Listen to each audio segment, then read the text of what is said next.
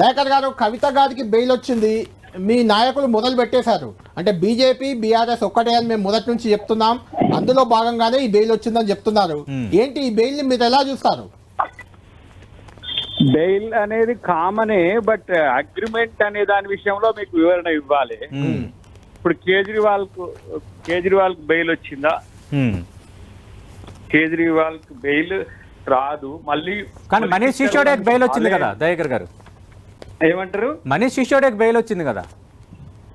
మనీష్ సిసోడియాకి వచ్చింది. మనీష్ సిసోడియా అని బేస్ గానే ఈ కేసు అంతా జరిగింది. ఇక్కడ మీరు అంటే ఒక వివరణ ఇస్తాం మీకు. కవిత గారిని ఎరగా వేసి బీఆర్ఎస్ ను లొంగ తీసుకునే దాంట్లో సక్సెస్ అయిపోయింది.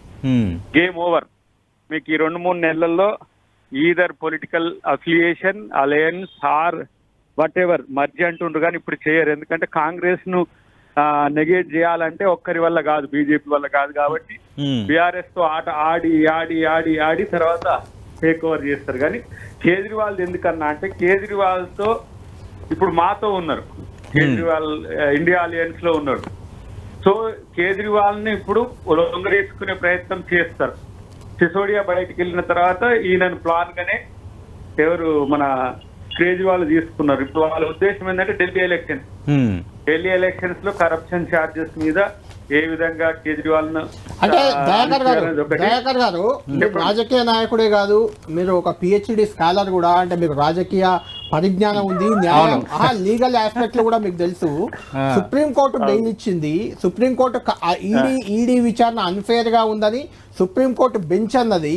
అదే సమయంలో కవిత నిందితురాలు ఎలా అవుతుంది, అదే కేసులో ఉన్న శ్రీనివాసులు రెడ్డి సాక్షి ఎలా అవుతారు అంటూ కామెంట్ చేసింది. ఈ సుప్రీంకోర్టు చేసిన కామెంట్లకి మీరు బీజేపీకి బీఆర్ఎస్ కి లింక్ చేయడాన్ని ఇంకా అదే లింక్ చేసుకుంటారా? దాన్ని ఎలా సమర్థించుకుంటారు? ప్రజలు నమ్ముతారా దాన్ని? చెప్తా, ఒక మాట చెప్తా వినండి. కళ్యాణ్ గారు, ఇది మంచి క్వశ్చన్. అసలు కవిత దీంట్లో ముద్దాయా? ఫస్ట్ సాక్షి, తర్వాత ముద్దాయిగా మారింది. ముద్దాయిగా మార్చిండ్రు. సిబిఐ ఈడీ అనేది బీజేపీ చేతిలో అస్త్రాలు. సుప్రీంకోర్టు అనే కామెంట్ ను నేను కూడా అంటే నువ్వు కూడా అనాల్సిందే. అదే న్యూట్రల్ పర్సనాలిటీగా, లేదంటే నాన్ పొలిటికల్ గా, లేదంటే ఇంకా చెప్పాలంటే హ్యూమానిటేరియన్ గా.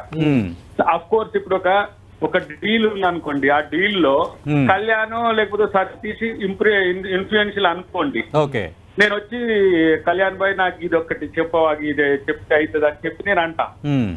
అంటే చెప్పడం వల్ల అది ఇల్లీగల్ అని నీకు తెలియదు, కానీ అది ఇల్లీగల్ అయింది.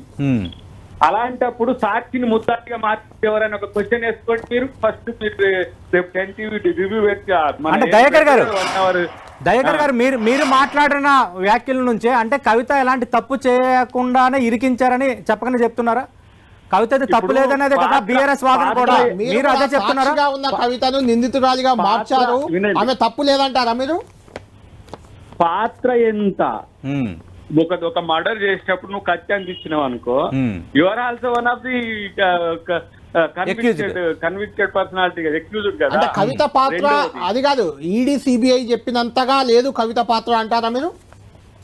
కవిత పాత్ర ఏ రోల్ వరకు ఉన్నది? నేను అంటున్నది లెఫ్టినెంట్ గవర్నర్ పాత్ర అనేది మీరు ఎప్పుడు తీసుకోవట్లేదు, 100 సార్లు చెప్తున్నాను. చెప్పండి. లెఫ్టినెంట్ గవర్నర్ ఫిర్యాదు తోటే వచ్చింది కేసు. అవును, కాదు కేసును మంచిగా చూడండి.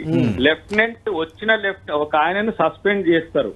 అవును, ఇంకో చేసిన తర్వాత వచ్చిన లెఫ్టినెంట్ గవర్నర్ ఆ కేసు మీద విచారణకు 14 మంది ఆఫీసర్ల మీద ఎంక్వైరీ చేస్తాడు. అవును, కాంగ్రెస్ పార్టీ కూడా కంప్లైంట్ చేసింది, అసలు ఈ విషయం ఏం చేయాలని చెప్పినప్పుడు అప్పుడు సిబిఐ తీసుకుంటది. సిబిఐ తీసుకున్న తర్వాత ఈడీ అవుతుంది. మరి ఈ మొత్తం గోల్ చక్కర్ లో అసలు మర్డర్ చేసిన లెఫ్టినెంట్ గవర్నర్ గారు ఎటు పోయింది అంటున్నా నేను. మీరు కవిత మీద చర్చ, కవితను నేను మొదటి నుంచి కూడా మీరు నా సిరీస్ దీంట్లో ఢిల్లీ లిక్కర్ ఫైల్స్ అనేది మీరు చూడండి, నన్ను అబ్జర్వ్ చేయండి. చాలా ప్లాన్డ్ గా వాళ్ళు రాజకీయంగా బలపడుతూనే బీఆర్ఎస్ ని అనగదొక్కుతూనే ఏ లెవెల్లో క్లచెస్ వదిలేసుకుంటూ పోతారు వాళ్ళు. BJP plan of action. Dayakar గారు, అల్టిమేట్ గా నాకు అర్థమైంది సతీష్, దయాకర్ గారు చెప్తుంది నాకు అర్థమైంది, మీకు చెప్తాను, ఆ తర్వాత మీరు కామెంట్ చేయండి దాని మీద. మీరు చెప్తుంది ఏంటంటే బీఆర్ఎస్ ని ఆమ్ ఆద్మీ పార్టీని లొంగ తీసుకునేందుకు ఓకే ఒక కేసును తెరపైకి తెచ్చారు. లెఫ్టినెంట్ గవర్నర్ అట్లా కీలకంగా మారిపోయి ఆయన విచారణకు ఆదేశించారు. అసలు ఈ కేసే కరెక్ట్ కాదు. ఆ రెండు పార్టీలను లొంగ తీసుకునేందుకు బీజేపీ ఆడిన నాటకం ఇది అద్దంకి దయాకర్ చెప్పిన మాట. అంతేనా కన్క్లూజన్ అంతేనా? ఇక్కడ దీంట్లో ఎవరైతే కంపెనీ సౌత్ గ్రూప్ అనేది ఇన్వాల్వ్ అయి ఉన్నారో ఈ డీల్ చేయడం వల్ల వాళ్ళు వేల కోట్ల రూపాయలు లబ్ధి పొంది ప్రభుత్వానికి ఆదాయాన్ని రాకుండా చేసింది. ఇది కేసు. అవును, విన్నరా? ఇక్కడ lieutenant governor, CM, cabinet minister గా సిసోడియా, సిసోడియా బాధ్యుడిగా జైలుకు పోయిండు, ముఖ్యమంత్రి బాధ్యుడిగా జైలుకు పోయిండు, లెఫ్టినెంట్ బాధ్యుడిగా లేడా? Apex council of this issue గవర్నరే కదా. మరి గవర్నర్ ఎటు పోయిండు? బీజేపీని ఎవరు అడుగుతున్నారు? మీరు ఎవరన్నా అడుగుతున్నారా? బీజేపీ అంటే సెంట్రల్ గవర్నమెంట్ కంట్రోల్ కదా, ఇది కంట్రోల్. ఇది ఏమంటారు? ఇది ఏంటిది? ఇది కాబట్టి లెఫ్టినెంట్ గవర్నర్ అంటే నిర్ణయాధికారిగా ఉంటాడు. CM also one of the ratification mode లో ఉంటాడు. కానీ అల్టిమేట్ గా లెఫ్టినెంట్ గవర్నర్ లేడు. ఇంకొకటి మూడోది ఏంటంటే అక్కడ కరప్షన్ జరగలేదా అంటే జరిగింది.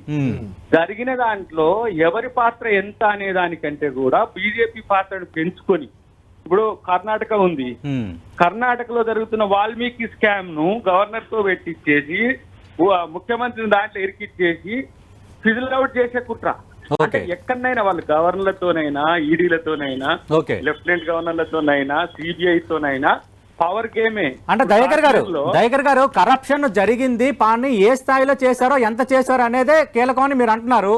అంటే కేజ్రీవాల్, మనీష్ సిసోడియా కూడా కరప్షన్ అంతో కొంత చేశారని చెప్పడమే కదా. చెయ్యలేదని ఎవరు అంటున్నారు? లెఫ్టినెంట్ గవర్నర్ అంటే వాడు ఎడిపోయిండు, వీడు ఫస్ట్ ముత్తాయి కదా, వాడిని ఎందుకు వదిలేస్తున్నారు ఈ కేసులో? అంటే నేను అడుగుతుంది ఏంటంటే, మనీష్ సిసోడియా అలాగే ఆమ్ ఆద్మీ పార్టీ ఇండియా కూటమిలో ఉంది, కాంగ్రెస్ పార్టీకి కొంత క్లోజ్ గా ఉంది. మనీష్ సిసోడియాకి బెయిల్ వచ్చినప్పుడు ఖచ్చితంగా ఈ కేసు అనేది బూటకం కేసు అన్న రీతిలో కొన్ని వ్యాఖ్యలు వచ్చాయి.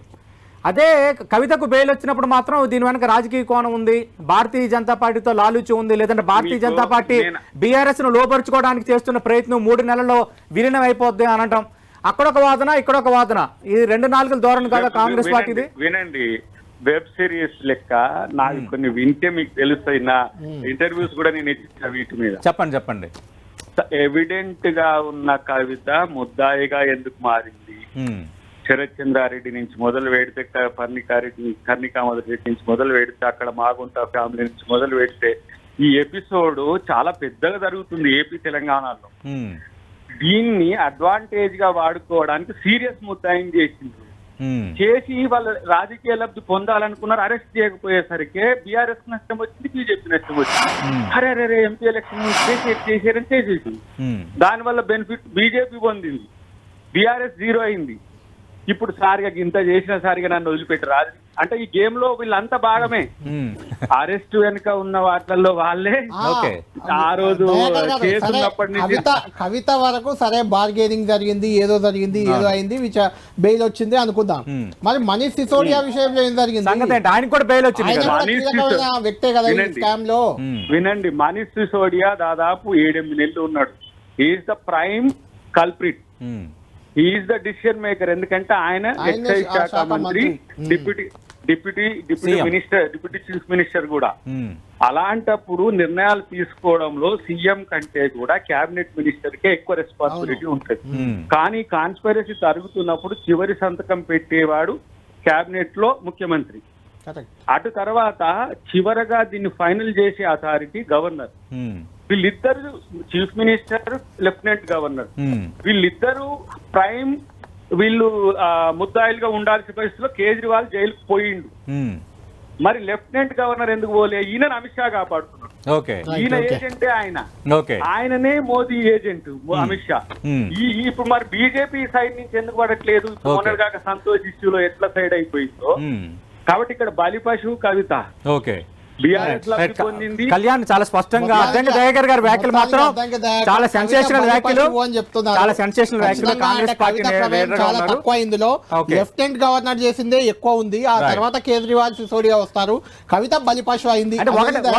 ఒకటి క్లారిటీ ఇచ్చారు, తప్పు చేశారు కానీ అంతో కొంత చేశారు, తక్కువ చేయలేదు అన్నట్టు. తక్కువ చేశారు అది కాదు. కేసీఆర్ కేటీఆర్ కోసం కవిత బలైంది, అది ఇప్పటికైనా బయటకు వచ్చింది. కానీ తప్పు చేయొద్దు ఎప్పుడు కూడా. కవిత గారు కూడా ఇలాంటి వాటిల్లో ఇన్వాల్వ్ కావడం అనేది బయట ఏం ట్రోల్ అయింది. ఒక ఆడబిడ్డ బతుకమ్మని ఎత్తుకున్నామే, అంబేద్కర్ విగ్రహం పెట్టినామే, సారా కేసులు ఇరుక్కోవడం ఏంటంటే సమాజం అంతా కూడా పెద్ద ఎత్తున దేశం మొత్తంలో చర్చ అయింది. అంటే దయాకర్ గారు మీకు కూడా చాలా మీకు కూడా సన్నిహితురాలే కవిత. బయటకు వచ్చాక బెయిల్ పై ఈ రోజు రేపు బయటకు వస్తుంది, కలిసి చెప్తారా ఇలాంటివి చేయాల్సింది కాదు, అసలు ఏం జరిగింది తెలుసుకునే ప్రయత్నం ఏమైనా చేస్తారా మీరు? మీ ద్వారా చెప్తున్నా కదా, నేను బీఆర్ఎస్ తో కలుస్తాక మళ్ళీ ఇప్పటికే ఎన్నో ఆలోచనలు అదే కనుక జరిగితే కాంగ్రెస్ నేతలతో కలవడం ఆయన చివరి కలయిక. థ్యాంక్ యూ దయాకర్ గారు. సతీష్ బెయిల్ అయితే వచ్చింది, కవితకు బిగ్ రిలీఫ్, బీఆర్ఎస్ కూడా బిగ్ రిలీఫ్. అవును, అయితే ఇది రాజకీయంగా మాత్రం మళ్ళీ దుమారం రేగినట్టే అనిపిస్తుంది. చూస్తున్నాం అద్దంకి దయాకర్ వ్యాఖ్యలు కానీ